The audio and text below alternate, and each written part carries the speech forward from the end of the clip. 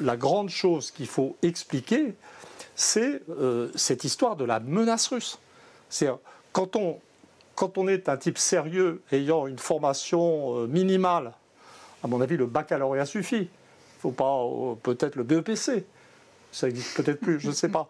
Je veux dire, l'inexistence d'une menace russe est une sorte d'évidence. C'est-à-dire la Russie doit avoir à peine plus peuplée que le Japon, avec 145 millions d'habitants, 17 millions de kilomètres carrés. Je veux dire, une population qui décline et qui va beaucoup décliner.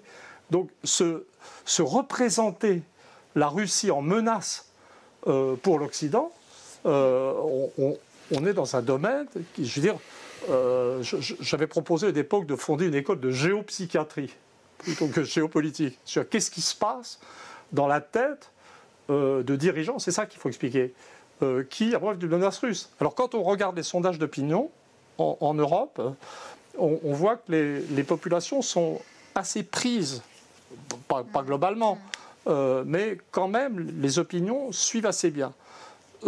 Sauf peut-être, non, c'est un contre-exemple, parce que le gouvernement italien ne suit plus, et la population italienne semble pas mal déviante quand même.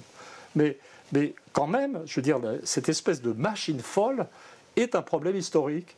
Et je dois confesser que là, je suis, en ce moment, je travaille, j'essaie de comprendre, mais c'est beaucoup plus compliqué qu'au début de la guerre.